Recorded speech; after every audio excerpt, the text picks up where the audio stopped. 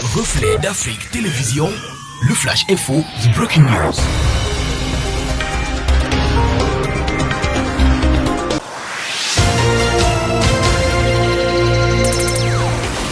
Un nouveau commandant a été placé à bord du vol Cameco. Jean-Christophe Elangema est le nouveau directeur général de la compagnie aérienne camerounaise. C'est au cours d'un conseil d'administration extraordinaire tenu hier à Yaoundé, capitale politique camerounaise, que Alexandre Forchif et Moguer Ayem ont été nommés respectivement directeur général adjoint et président du conseil d'administration. Le nouveau directeur général de Cameco remplace à ce poste Louis-Georges Dipendi Kouetou aux commandes depuis 2019.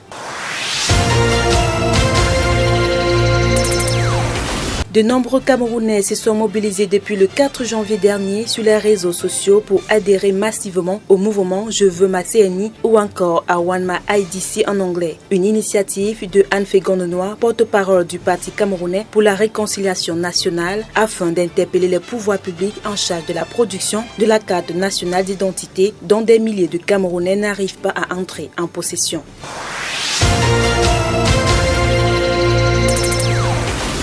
À la fin de l'opération Zéro Accident lancée en octobre dernier en vue de traquer tous les hors-la-loi, le ministre des Transports publics camerounais, Jean-Ernest Masséna-Ngalé Bibéré, a décidé du retrait le mardi 5 janvier 2021 des licences d'exploitation à 4 entités afin que ceux-ci servent d'exemple à ceux-là qui choisiront d'emprunter la même voie.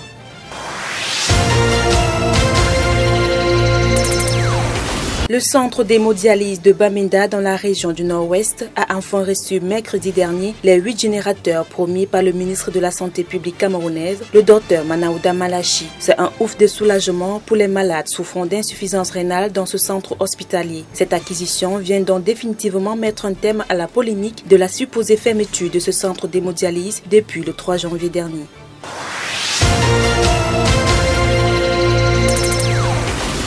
4 morts et plusieurs arrestations à Washington, capitale fédérale des États-Unis. C'est le bilan des violences observées après une interruption de plusieurs heures des partisans pro-Trump au Sénat et dans la Chambre des représentants.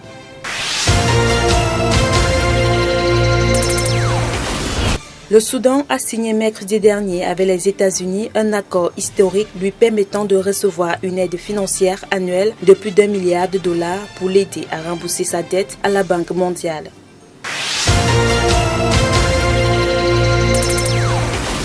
En République centrafricaine, 10 candidats font bloc pour demander l'annulation des élections présidentielles et législatives du 27 décembre dernier. Reflet d'Afrique Télévision, le Flash Info, The Breaking News.